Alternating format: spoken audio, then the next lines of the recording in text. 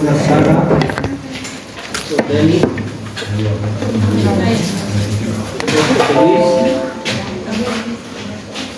una Jessica, una Abigail, Presente, doctor.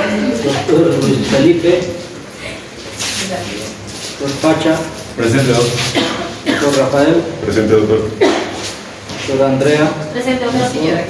doctora María Elena, Presente, doctor. doctora Lisset, Presente, doctor. doctora Carla. Presente, doctor. ¿Qué apellido, doctor? Woman. Buenas tardes, doctor. Buenas tardes. ¿Qué apellido? García. ¿Denis? Sí. Luis Felipe, Juan Carlos Mayor.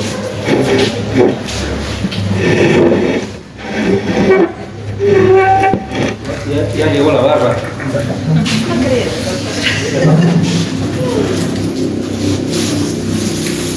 ¿Qué les falta su caramelito, por favor, a la circulación? Bien, lo trascendente de este tema es que primero vamos a conocer el concepto de muerte materna. Es un término que lo van a manejar muy a menudo ustedes durante el ejercicio del internado y de la profesión.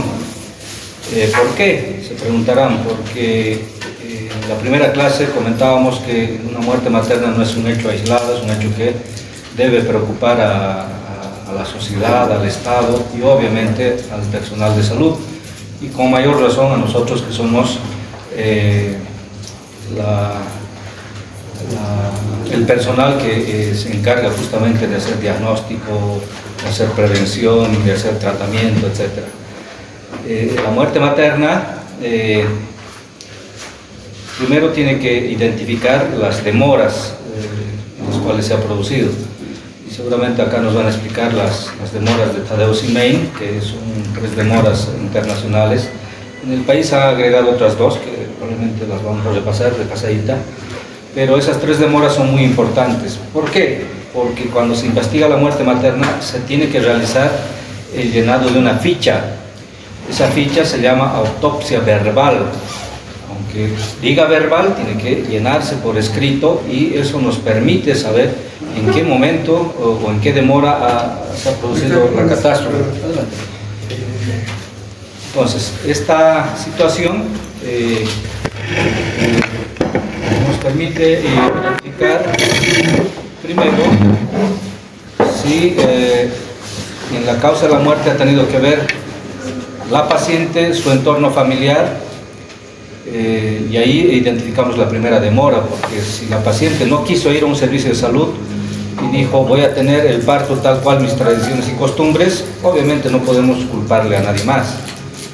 En la segunda demora ha ido al servicio de salud a hacer controles prenatales, ha estado con un diagnóstico probablemente de alto riesgo obstétrico, quiso ir al servicio de salud, pero las condiciones climáticas, las condiciones de camino, o tal vez no encontraba la movilidad para llegar al hospital o al servicio de salud, ha permitido que se quede en casa y se produzca la muerte materna. Entonces, esa segunda demora, por lo tanto, está relacionada con situaciones absolutamente logísticas que no están relacionadas con nosotros. Y la tercera demora sí está relacionada con el personal de salud, donde se identifican situaciones de mala atención tal vez, o una ineficiente atención médica, o tal vez un mal manejo técnico.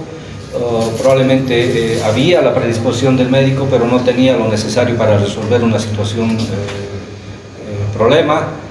Eso quiere decir que tal vez no tenía para estabilizar hemodinámicamente los sueros necesarios, no tenía una bránula, o sea, cosas muy básicas tal vez, pero que a la final han concluido en que muera esa mamá. Y esa tercera demora pues está sujeta a una investigación un poco más profunda. Y nosotros tenemos regulaciones normativas en el país, una de ellas es la ley 1178, que tal vez han escuchado hablar, que nos está identificando situaciones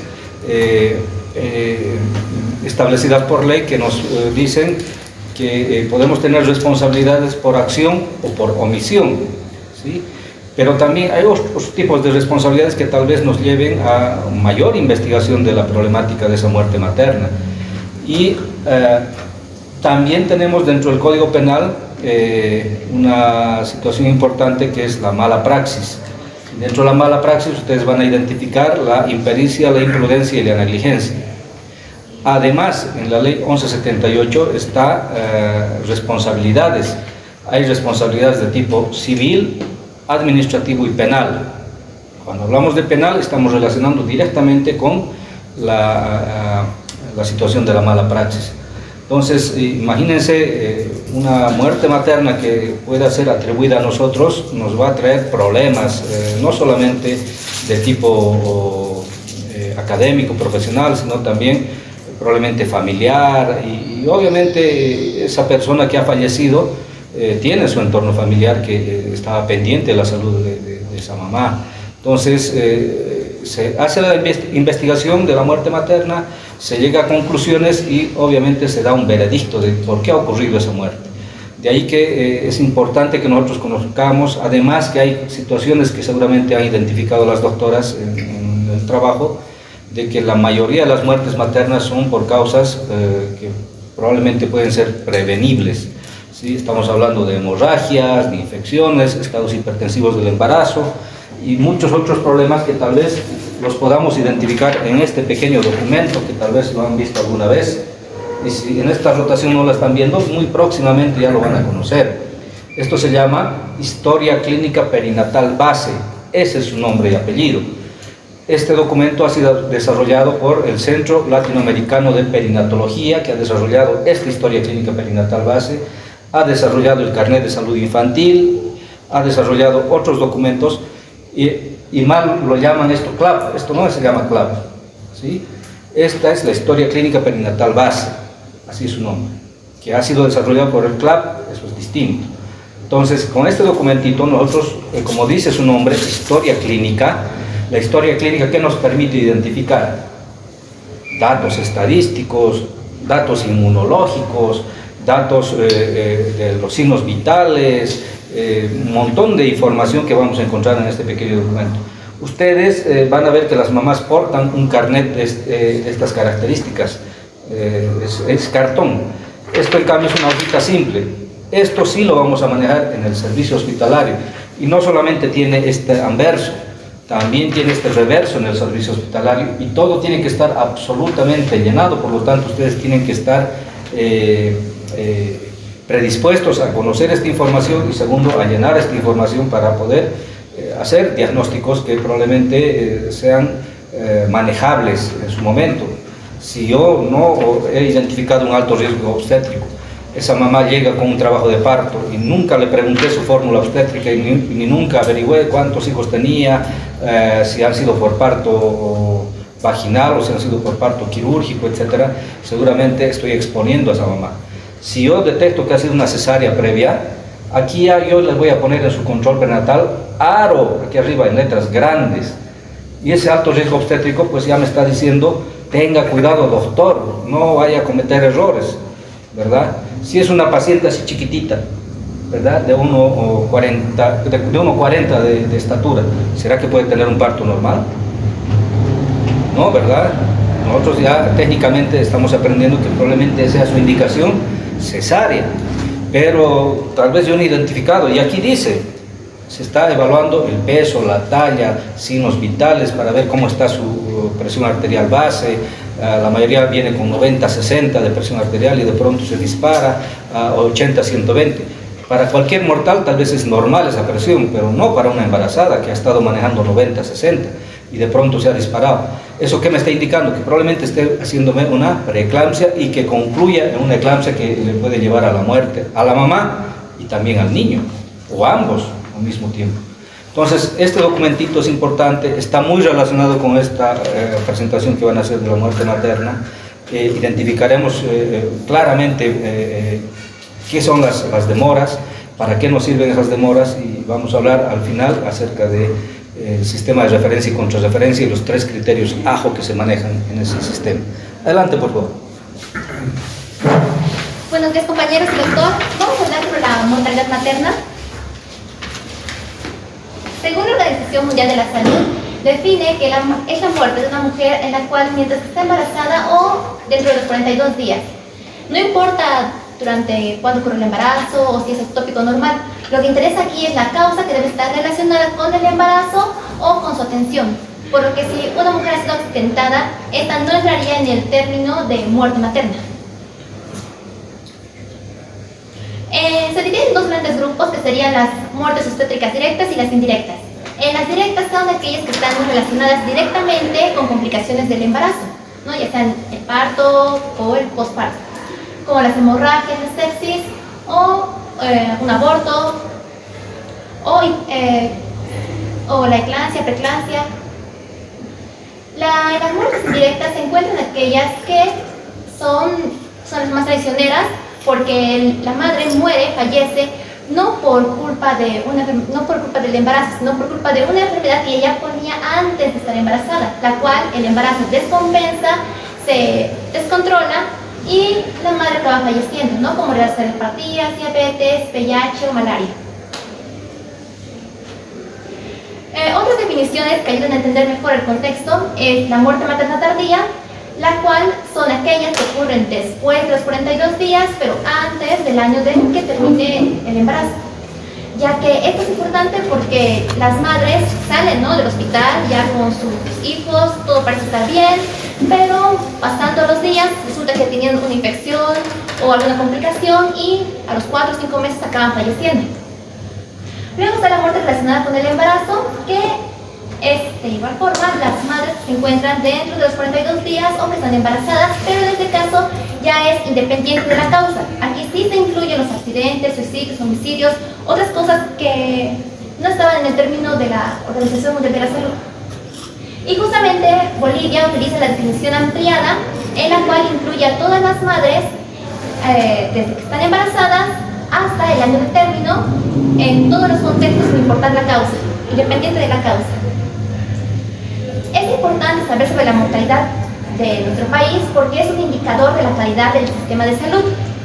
También otra cosa importante es que es un indicador de lo que refleja la desigualdad en nuestra sociedad, ya que quienes más llegan a tener abortos o las mujeres que llegan a morir son las mujeres de bajos recursos, de zonas rurales, aquellos que no pueden acceder al sistema de salud.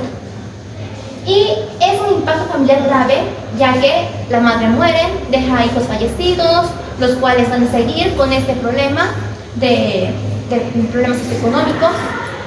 Y es una vulneración del derecho de la vida, ya que todos estos problemas podrían tener una solución, solamente que por nuestro sistema de salud, que no está tan indicado, es que se podrían prevenir, pero no lo hacemos.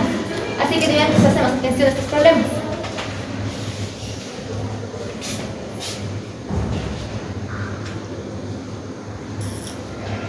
Yo voy a explicar qué es una demora.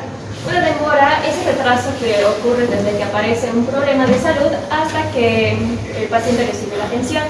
En otras palabras, es desde que aparece el problema y hasta que el paciente va a acudir a una atención médica.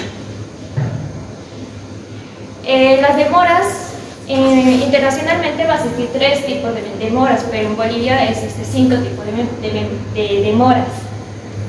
En la primera demora es demora en decidir buscar una atención. Las causas son falta de conocimiento de los signos de alarma, creencias culturales, minimizar los síntomas, falta de dinero o dependencia de otras personas para tomar la decisión. La segunda demora es la dificultad de, cuando ya el paciente decidió buscar atención, va a tener una dificultad en llegar al centro de salud. Por la distancia, las causas pueden ser por la distancia del hospital, falta de transporte, mal estado de los caminos o costos de traslados o sobre todo que son zonas rurales alejadas. En la tercera demora es cuando el paciente ya llega al centro de la atención, pero no recibe una atención adecuada. Las causas es falta de personal en el hospital, falta de medicamentos o insumos de medicamentos, falta de sangre retraso en el diagnóstico o mala organización del servicio. En Bolivia, como les había comentado, van a existir 5 tipos de demora. ¿Cuál es la diferencia entre una demora internacional y de Bolivia? La diferencia es que Bolivia siempre deja el último para ir al hospital. Y primeramente, la primera demora de Bolivia va a ser demorar en reconocer que hay un problema.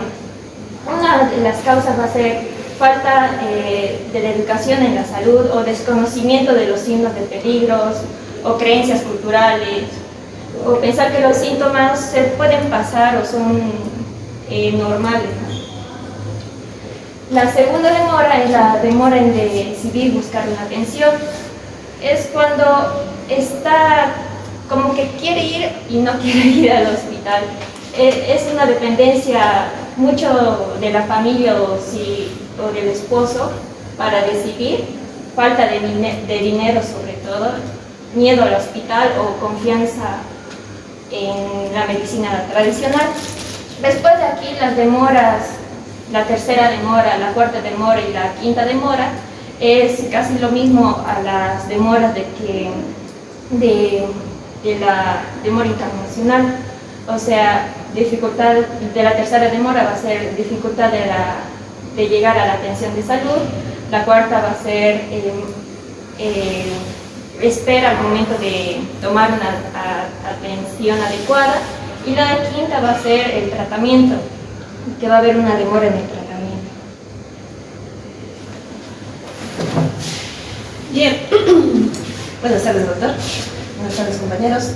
Yo voy a hablarles sobre la epidemiología, pero para saber de la epidemiología es importante que nosotros conozcamos la diferencia entre la tasa de mortalidad materna y razón de mortalidad materna, en la que nosotros vamos a diferenciar que, por ejemplo, la tasa de mortalidad materna va a ser la defunción de las maternas por causas obstétricas, que esto puede ser directa o indirecta, sobre el número de mujeres en edad fértil, que puede ser comprendida desde los perfectamente 12 años hasta los 49 años, ¿no?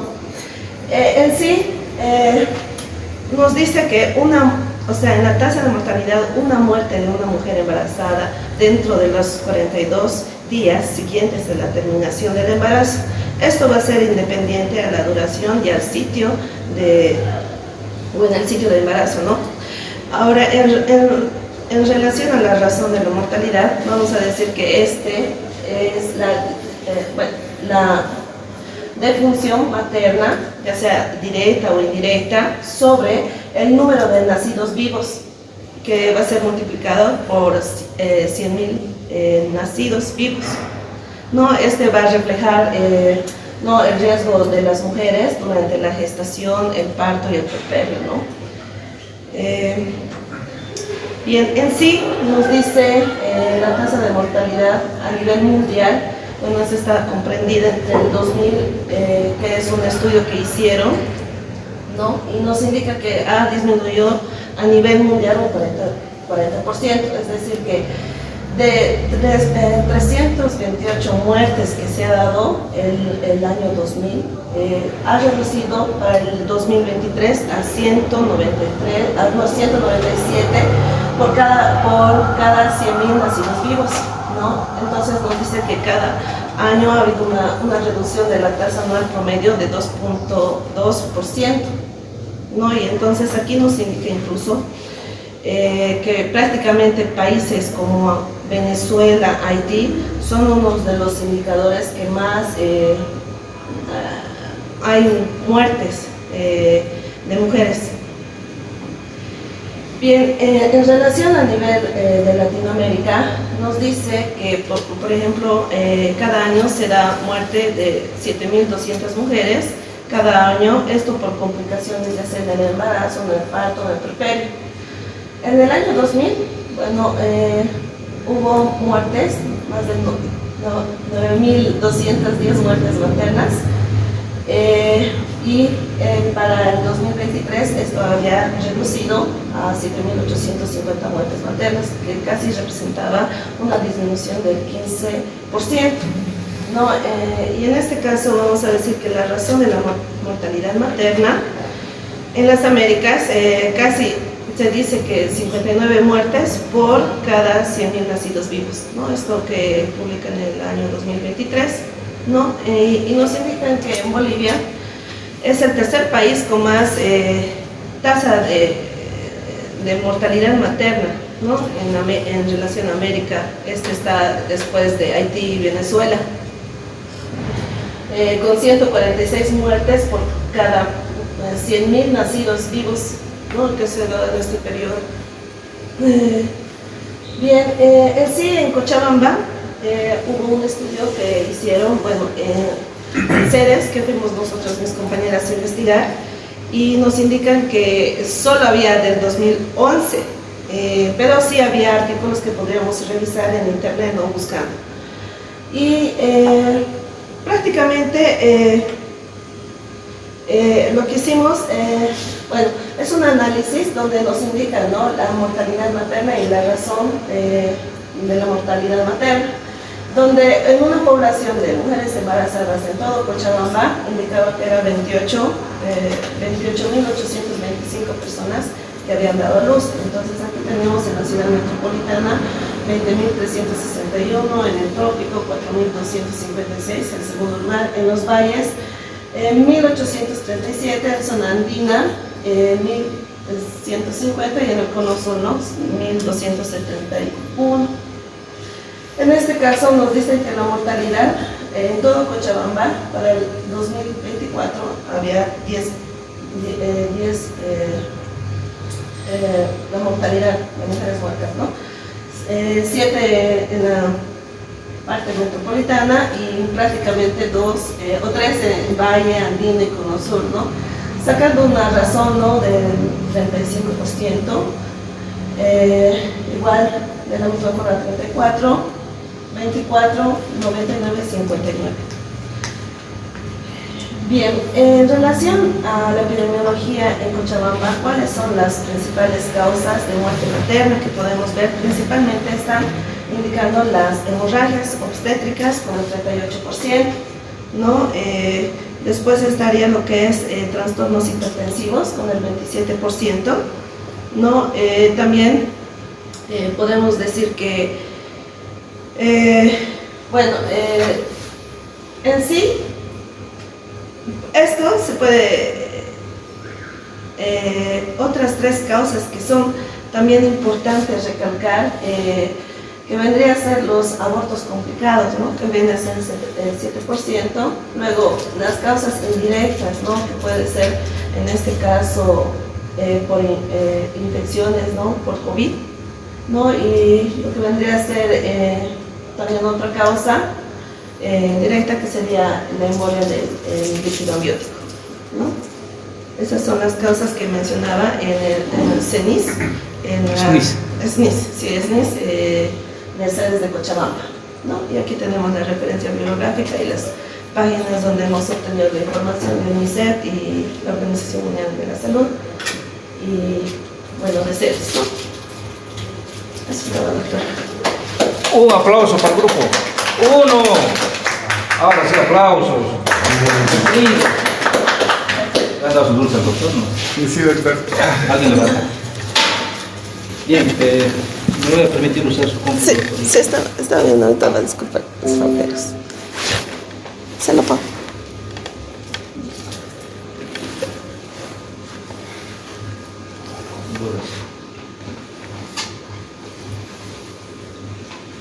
Bien, lo que tiene que quedar claro, ¿de cuándo a cuándo se considera muerte materna?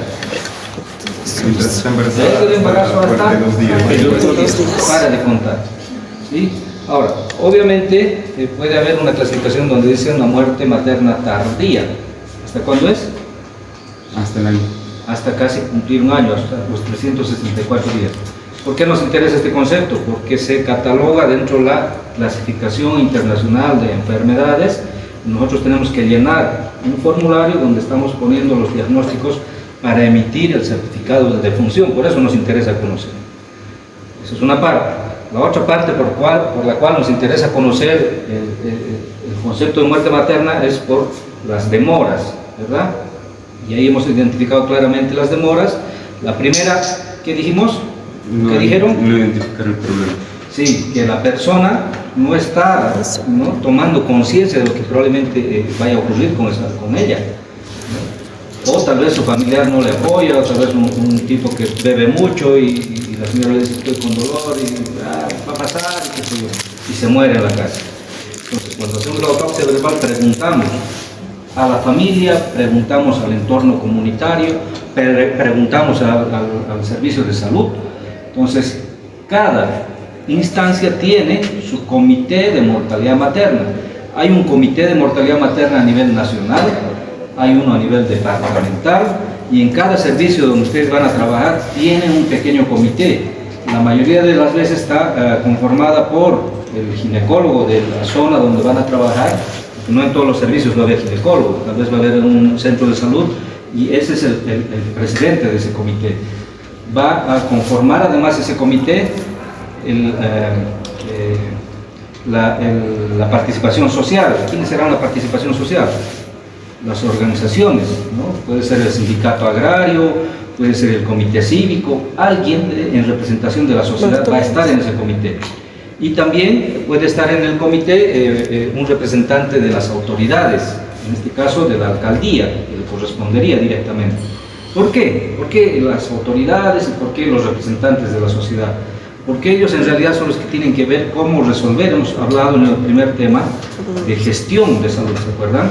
Entonces, si yo no gestiono, no digo, tengo esta necesidad y se me están muriendo las mujeres en mi barrio porque no hay un médico, no hay personal capacitado, seguramente se va a volver una catástrofe esa realidad. Entonces, ese comité tiene que analizar y hallar las demoras. Desde luego, como sector salud no podemos ver de que hagan caminos, ¿verdad? O es nuestra responsabilidad. No, ¿verdad? Pero sí, nosotros decimos en el estudio de las demoras, han muerto ya 10 mujeres porque no han podido acceder del punto A al punto B, ya que no hay un puente transitable, siempre crece el río, qué sé yo, argumentaremos. Pero en la tercera demora, de Tadeo Sinmei, nosotros sí estamos involucrados, ¿verdad? Desde nuestra capacidad técnica resolutiva. ¿Cómo yo aplico mi capacidad técnica resolutiva? Conociendo pues las patologías. De ahí mi interés de que ustedes repasen, ¿no? O de pasadita, qué sé yo, el tema de hemorragias obstétricas, que repasemos algunas otras cosas que son importantes y que hacen a la detección precoz de alguna situación de peligro, ¿verdad? ¿Alguien sabe cómo es la hemorragia en la placenta previa? ¿Qué características tendrá? Bajo volumen. ¿Ya? ¿Qué más? ¿Qué color será? Es un rojo rutilante, ¿verdad? Entonces tenemos una idea, pero obviamente eso lo tenemos que aplicar cuando estemos haciendo ya nuestra práctica de decir, ¿no? Es un sangrado de inicio insidioso. Está tranquilita la señora, no se ha dado cuenta de nada, estaba durmiendo y de pronto siente que se le ha mojado la ropa con algún líquido. Se para asustada y ve que la sangre está más abajo de su rodilla y es un color rojo rutilante.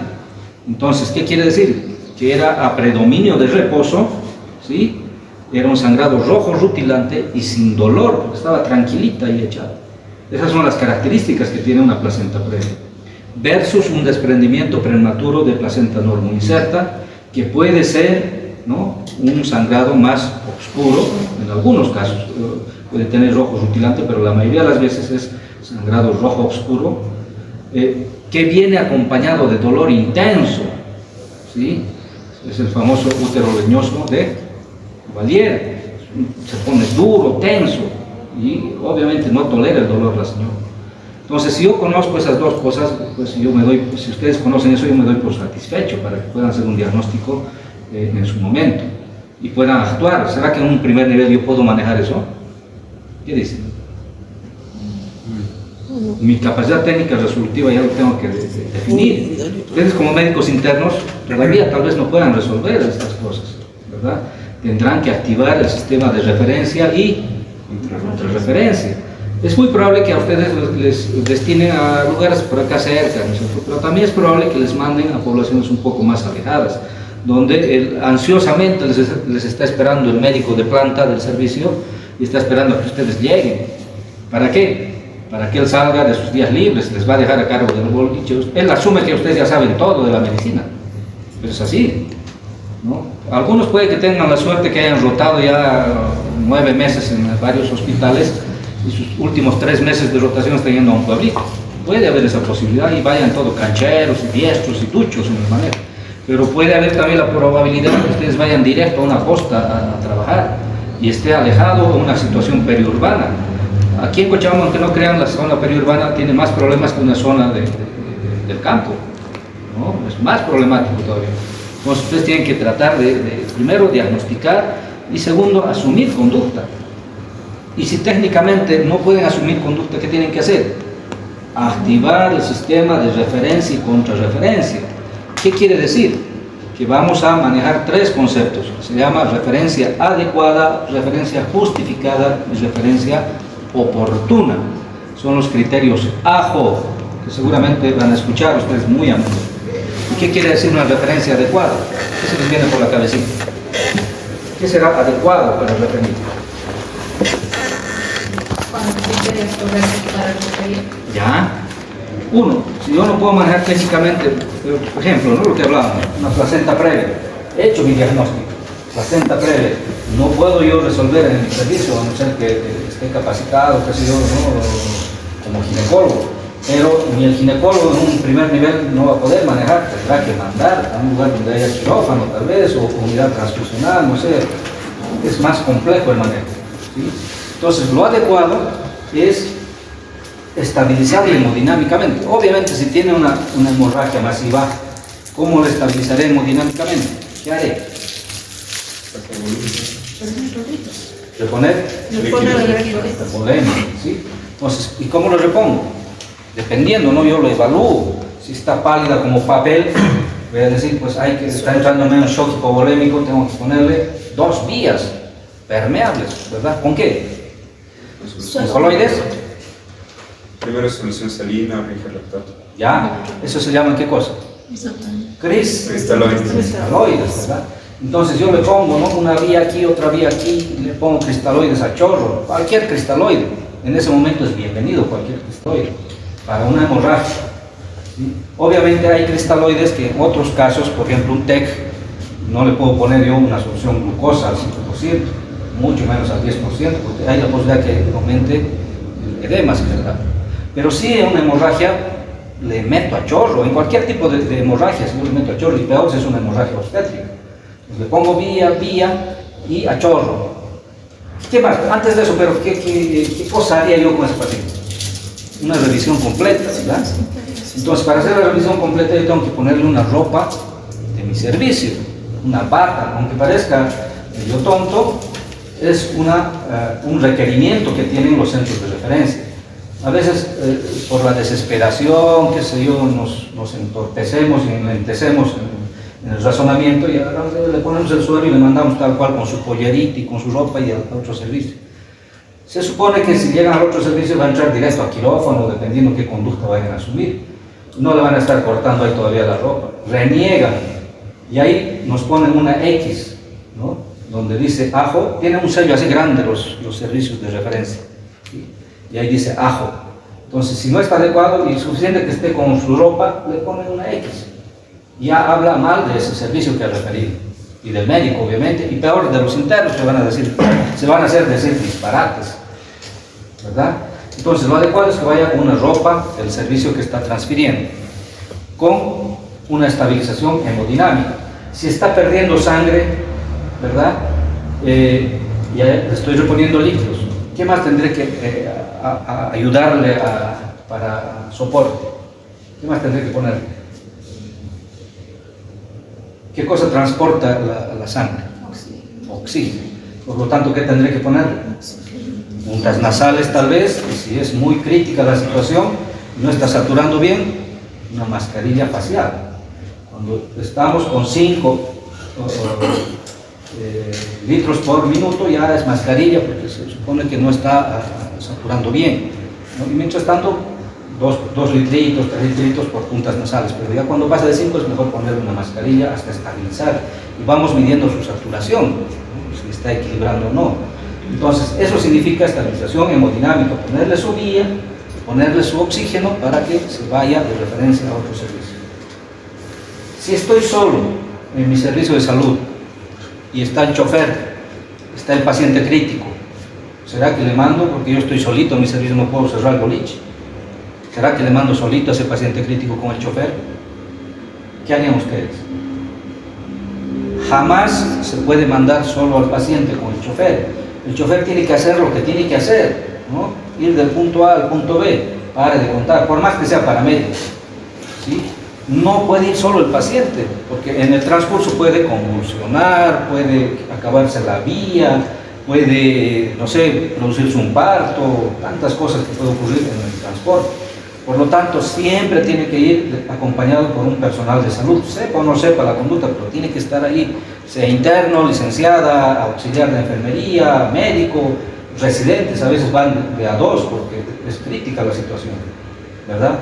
Entonces, jamás, si llega allá al centro de referencia y está solamente el paciente con su familia, tal vez, va a haber problemas. Y no solamente problemas de que te van a decir disparates, sino que van a hacer un informe, es decir, ese médico es negligente porque ha mandado en estas condiciones al paciente y solo, ¿verdad? Entonces nadie quiere entrar a eso y hay que mandar de manera adecuada, como dice la normativa. No estoy diciendo a grosso modo lo que significa el AFO. Y justificado, ¿no?, de que tenga razón de referirse a ese paciente. A veces mandamos pacientes de algún centrito de salud que se ha golpeado la cabecita, que se ha hecho una herida pequeña, dice, se refiere por falta de mononylon, ¿les parece? O por falta de equipo de sutura. Entonces, el médico interno o el médico de planta del servicio donde está no puede tener ese tipo de percances, es decir, por falta de hilo, por falta de guantes, qué sé yo, pero se dan, pero no puede ser, ¿verdad? ¿Quién tendría que prever esos detalles?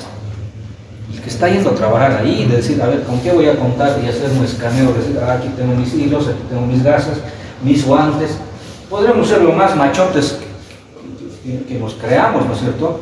Pero no me voy a aventurar a hacer tacto vaginal sin tener mis guantecitos. ¿O harían ustedes? Es una emergencia extrema, pero hay que tener, ¿no? Por un tema de bioseguridad, qué sé yo, tener lo necesario para poder trabajar. Entonces, justificado significa que pues hay una razón. Si es una posición transversa, yo podré manejar ese servicio. Hay algunos capos que se animan. Dicen, dice, tranquilo, yo voy a meter mi mano y hago una inversión intrauterina. Pero ¿están poniendo en riesgo o no a esa mamá y a ese niño? Porque al hacer esa maniobrita podemos hacer una ruptura de útero. Hay capos que quieren, así, dicen, no, las parteras se meten a hacer esas cosas, los parteros. Pero no está bien, estamos arriesgando innecesariamente la vida de otra persona y tal vez del binomio. Entonces, justificado, si yo veo que está así, digo, le mando, pues, va a ocurrir, y acuérdense de mí. Alguna vez van a hacer el diagnóstico y dicen, no, situación transversa, qué sé yo, mandan con el traqueteo de la ambulancia o el vehículo, llega en posición cefálica, ¿sí? Y hay el otro médico que está recibiendo dice, estos inútiles no saben diagnosticar. Prefiero que me digan eso a que después se me haya complicado porque definitivamente no estaba en una buena posición ese niño, ¿sí? Entonces, ustedes hacen su hoja de referencia y ahí tienen que poner los diagnósticos y decir, no puedo yo manejar esto acá, tiene que ser manejado por un nivel de mayor complejidad, pare de contar. Hay otro mal criterio que se maneja por algunos colegas, dicen, va a un segundo nivel o directamente se va al tercer nivel con alguna situación crítica. Por ejemplo, un bombero, cae del 8º piso el paciente, ¿sí? Y agarra con buen criterio el bombero y lo lleva directo al Viedma. Y desde el Viedma dice, no tengo espacio. ¿Por qué no has llevado primero al segundo lugar, al segundo nivel? De ahí tienen que mandarme con hoja de referencia. ¿Ustedes creen que esa espera va a soportar ese paciente? Pero ocurre. Dicen, está con trabajo de parte, está coronando el bebé, y dicen, no, anda a tu primer nivel y de ahí que te manden con hoja de referencia y en la salidita no haya salido el bebé. Eso entra dentro de los criterios de impericia, imprudencia y negligencia. Entonces, es justificado, agarro y pongo mi nota. Oportuno, que yo no me espere, pues tal vez mejore, no sé, y estoy con mi duda, ¿no? A ver, le pondré una conducción de oxitocina, a ver cómo va. Espera 6 horas, 12 horas, 24 horas, a las 48 horas, cuando ya hay una fatiga uterina, recién lo mando. Ya, pues ese bebé y la mamá obviamente ya están mal, en malas condiciones. Entonces ya no es una situación oportuna. Y eso se evalúa y ponen, y son campeones aquí para evaluar, ¿sí? Y con ese sello que les digo, no es mentira, es un sello grande. No adecuado, no justificado, no oportuno. Y eso hace una estadística, dice, estos son los hospitales más, o los servicios de salud más referidores, ¿y eso a qué se debe? A un mal manejo técnico, o sea, nos están diciendo médicos burros, ¿verdad? Entonces, hagamos bien las cosas, y obviamente vamos a hacer bien en base a que sepamos alguna conceptualización que es importante que ustedes tengan presente.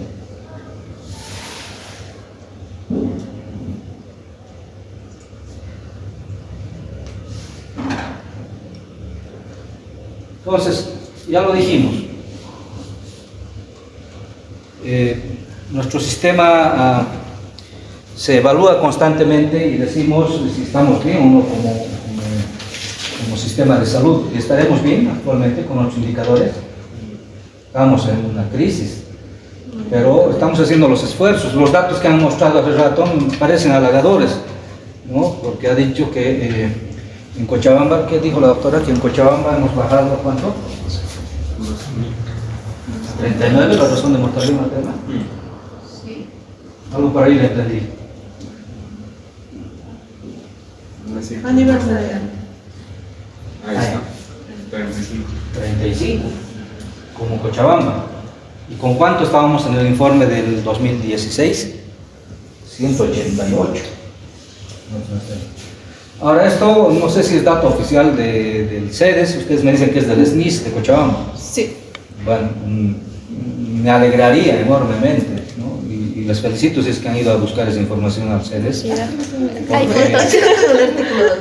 Me gustaría que me lo reboten, porque de verdad buscamos, ¿no?, información constantemente.